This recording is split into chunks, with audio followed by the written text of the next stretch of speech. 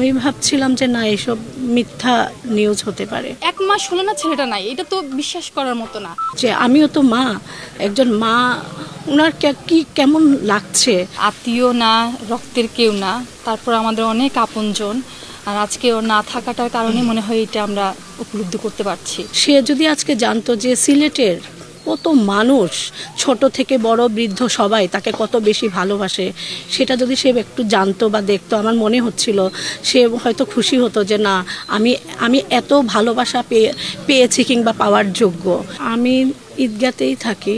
সে একজন খুব ক্লিয়ার এবং খুব সুন্দর একজন কন্টেন্ট ক্রিয়েটার। এত সুন্দর সে ভিডিও করে যে আমি আর আমার 7 বছরের ছোট ছেলে প্রতি রাতে ঘুমানোর আগে তার কন্টেন্টগুলো আমরা দেখি, একটু মজা করি, হাসি।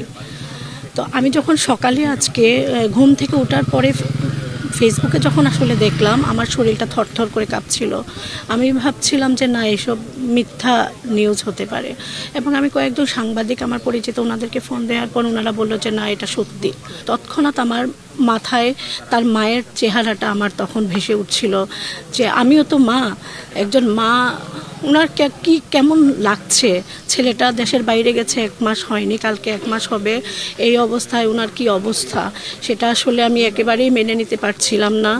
তো আমি চিন্তা করলাম যে না যাই, ওনার মাকে একটু দেখে আসি, এবং আসলাম। এসে দেখলাম যে ওনার মার খুব মস্ত অবস্থায় আছেন, কথা বলতে পারছেন না, খাওয়া দাওয়া বন্ধ হয়ে গেছে।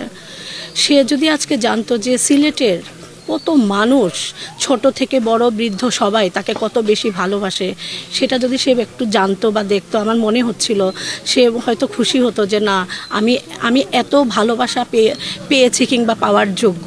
আজকে আপনি ফেসবুকে ঢুকেন অথবা আপনি সিলেটের যে কোনো রাস্তায় গিয়ে দাঁড়ান, একটাই কথা শুনবেন, দীপঙ্কর দ্বীপের কি হলো, এটা কিভাবে সম্ভব। এটা তো অনেকেই মনে করছে এটা মনে হয় ফেক নিউজ।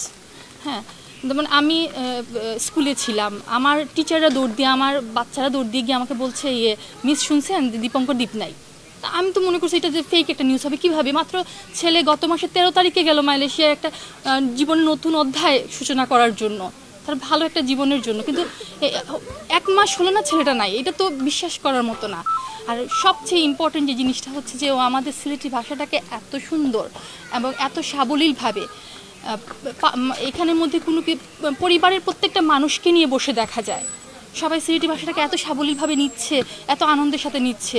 তো এই জন্য আসলে প্রত্যেকটা মানুষের মনে আসলে ওর জন্য খুব সবাই কান্না করছে ওর জন্য। এটি আসলে এইভাবে যে একজন বাবা বা মা তার বাচ্চাটাকে মৃত বাচ্চাটাকে কুলে নেওয়া, এইটা যেন কোনো বাবা মার সাথে যেন না হয় আর কি। এই দুঃখটা আসলে বলার মতো না। এটাই আর ভগবানের কাছে আমি প্রার্থনা করি ওর আত্মার যেন শান্তি হয়, আর ওর পরিবারকে যেন এই কষ্ট সহ্য করার ক্ষমতা দেন।